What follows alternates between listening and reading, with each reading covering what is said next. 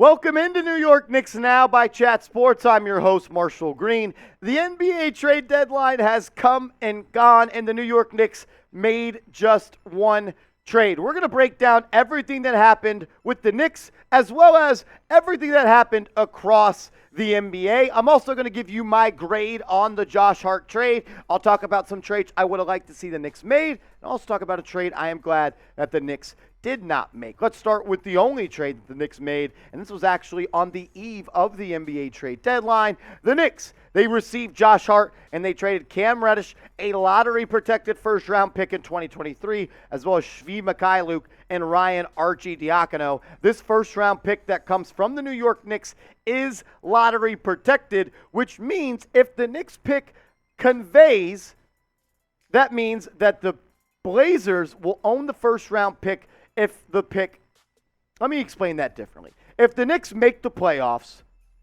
the pick goes to Portland.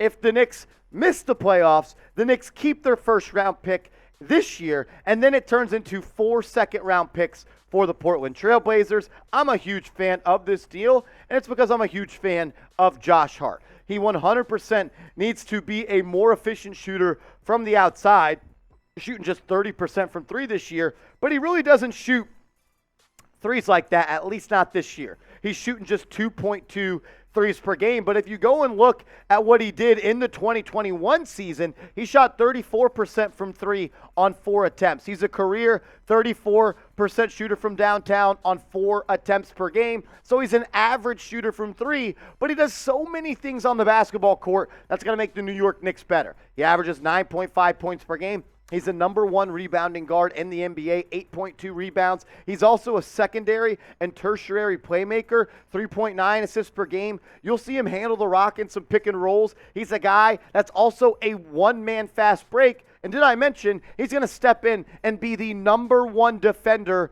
on this basketball team? He's better than Grimes on the defensive end. He's going to be the stopper for the New York Knicks, and he's from Villanova. The dude is just a winning basketball player. We've seen him be productive all over his career. He's played for the Lakers. He's played for the Pelicans. He's played for Portland, and now he plays for the New York Knicks. Shot 34% from three last year, 32 the year before that, 34 the year before that, 33 the year before that. So the guy can make shots. He also gets up in prior years a good number of threes. Not sure what the reason is for his three-point percentage being low this year, but I think he's going to get better looks in New York compared to what he got in Portland, off of assists from Julius Randle as well as off of assists from Jalen Brunson. Hopefully RJ Barrett can also work the ball around on those driving kicks. He's a great rebounder, almost averages 8 rebounds per game through the past 3 seasons. I'm a fan. And the fact is, you gave up Cam Reddish, who I know we're fans of. The talent is undeniable. But the thing is, it didn't work out for the Knicks. It didn't work out for the Atlanta Hawks. At some point,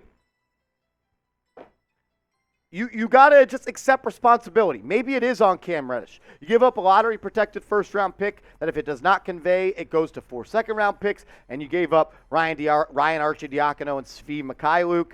So in my opinion, you know what you gave up? You gave up a lottery first-round pick protected for Josh Hart, because Cam Reddish doesn't play, Arch doesn't play, and Shvi doesn't play. And what you really gave up was Kevin Knox and 2 heavily protected first-round picks for Josh Hart. I call that a win. I want you to grade the Knicks NBA trade deadline for me. A, B, C, or D, or F. Also grade them on maybe not making the moves that maybe you thought you wanted them to grade. Get out your red pen and be honest with me.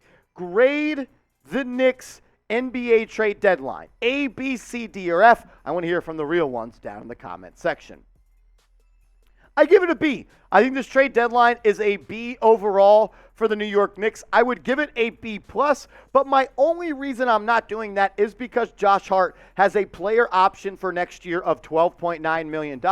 So this may just be a rental, but I don't think it will be. He's a CAA client. He's friends with Jalen Brunson. They played college ball together. They won a national championship together. He is going to love playing for Tom Thibodeau because he is a Tom Thibodeau guy. I give this a B grade. I think you got better. You didn't mortgage the future, and you didn't give up anybody of relevance. All you gave up was a protected first-round pick, which you still have plenty of first-round picks. You have 10 over the next 7 years, and now 7 of them are tradable. So the Knicks still have every asset they have in their pocket if they want to make a move. Also this, Josh Hart if he opts into that player option or he signs an extension, he could be moved in a trade. And I think he's more valuable than Cam Reddish in a protected lottery first-round pick. I give it a B.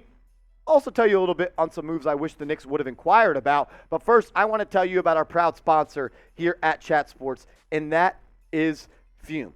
Go to tryfume.com/chatsports and use code chatsports for 10% off the Journey Pack today. Our sponsor, Fume, is on a mission to accelerate humanity's breakup from the bad habits that consume far too many of us. Fume is a natural diffusive device that uses plants and behavioral science to help you trade out your negative habit for a positive one. I didn't expect much out of Fume when I got it, but the minty sensation is really powerful. And Fume, guys, is not a vape. It's a non-electronic device designed to transform your negative habits. The easiest way to stop a bad habit is to switch to a positive one, and Fume is designed perfectly to do just that. Head to tryfume.com/chatsports. That's tryfume.com/chatsports, and use code chatsports to save 10% off. That's tryfum.com/chatsports. That link is in the comments and description of today's show. There's 3 unique flavors in the Journey Pack that you can get 10% off if you use the code chatsports: crisp mint, maple pepper, and white cranberry. Shout out to Fume for sponsoring today's show. That link and promo code are in the comments and description of today's show. A trade that I would have liked to see the Knicks maybe inquire about is either James Wiseman or Saddiq Bey. And there's a couple more players that we'll talk about. I mean, because when you think about it, and Seeps broke this down perfectly for me out in the office, Rolly. Think about it like this. The Golden State Warriors pretty much gave up the 5 first-round picks that they got for James Wiseman for Gary Payton II. They gave up 4 of them. I would have loved to inquire about Saddiq Bey. I would have loved to inquire about James Wiseman.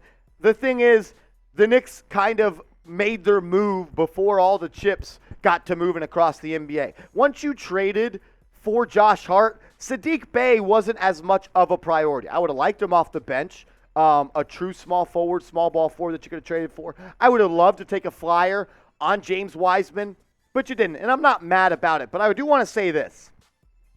The best move the Knicks made today was not making a move for Zach LaVine. I'll tell you my thoughts fully on Zach LaVine here in a second. But first, I just want to remind you guys to subscribe to the channel, because we weren't just live for the NBA trade deadline. We're going to be live for a lot of the remaining games, probably all of the remaining games on the schedule. We go live every game day. We put out videos every single day with the latest Knicks news and rumors. Sub for Knicks Dubs, content all year long, your one-stop shop for New York Knicks news and rumors.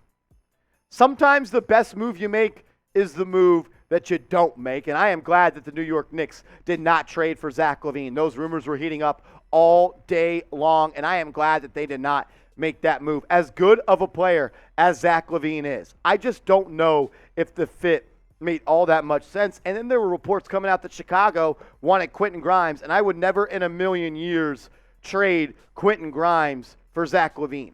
I like LaVine. He's a good player. He's a bucket getter, no doubt about it. You see the stats on screen. I just wonder what the fit would have been like, because if your backcourt is Jalen Brunson and Zach LaVine, you're not going to have much defensive stoppers on that lineup. The only player, and I hate to say this, that I would have liked to see the Knicks trade if they were to make a move for Zach LaVine would have been R.J. Barrett. And you could have had a starting lineup of Jalen Brunson, Zach LaVine, Quentin Grimes, and maybe even Josh Hart, as well as Julius Randle and Mitchell Robinson. But that was the move. If you were going to make a move, it would have had to been R.J. Barrett for Zach LaVine, and I still wouldn't have been all the way bought in on that. I especially wouldn't have added multiple first-round picks to a guy like R.J. Barrett to get a guy like Zach LaVine. Big Nick Energy put this out there. Shout out to them and give them a follow. Big Nick Energy. This is their logo. They do awesome work over there. They tweeted this out and said the Knicks' potential starting lineup, and this is cool and all. Jalen Brunson, Zach LaVine, Josh Hart, Julius Randle, and Mitchell Robinson. I just don't know if that lineup, and I don't know what else the Knicks would have given up. Would they have been able to keep quickly? Would they have been able to keep Grimes or RJ or Obi, or what are the first-round picks? On paper, that looks cool, but I don't know how deep than in reality that they actually would have been and what those trade details would have came out to be. I want to ask this question. Should the Knicks have traded for Zach LaVine? I say no. I say no. Nah, I didn't want Zach LaVine. Not today. Maybe in the offseason. Not today. Type Y for yes. Type N for no. I say no, but I want to hear from the real ones down in the comment section. Some other trades that the Knicks were at least linked to some of these players. Josh Richardson was someone that the Knicks were linked to by a couple of different people, but I wasn't willing to give up. This probably would have had to have been like Miles McBride and 4 second-round picks. I wouldn't have done that for Josh Richardson. I wouldn't have done that. I wouldn't have given up 4 second-round picks for Josh Richardson. We've seen a theme this year at the NBA trade deadline. People are just throwing out second-round picks as they are just draft currency at this, or trade currency at this point, not really draft currency. Another trade I would have liked for the Knicks to somewhat be interested in, maybe Bones Highland. The fact that you only had to give up 2 second-round picks for him, I would have been intrigued with a trade for Bones Highland. But after you already made a trade for Josh Hart, just really didn't make too much sense for me and for the Knicks, I think, to go out and get another scoring guard when you already have Quickly and you're going to play Josh Hart a lot of minutes. A guy I would have liked to see the Knicks make a move on is Bojan Bogdanovic, a guy that we thought would be moved by the NBA trade deadline. It just didn't happen. There was a report that came out this morning from The Athletic that the Knicks were at least interested in trading for Bojan Bogdanovic. I think you could have used a scorer and a shooter like him off the bench. I think it would have required, though, Evan Fournier, Obi Toppin, and a first-round pick, and I'm not sure I would have done that, but the Knicks definitely could have used a new shooter. I do know this. The Knicks probably will be buyers during the NBA buyout market, as there's going to be a lot of good players that are going to be available. You know, a guy like Patrick Beverley, and he's the first one I said, which he's not a great player, but you get what I'm saying. There's going to be some vets that are available. Going to be interesting next couple of days. We're going to have a video tomorrow here on the channel about buyout candidates that the Knicks could go out and target. But remember, give me a follow over on Twitter at @MarshallGreen_. I'm tweeting about the Knicks all day, every day, and I want to follow some of you guys back. DM me. I know ball. Send me that DM. That way I'll follow you back so we can chop it up because I know you know ball.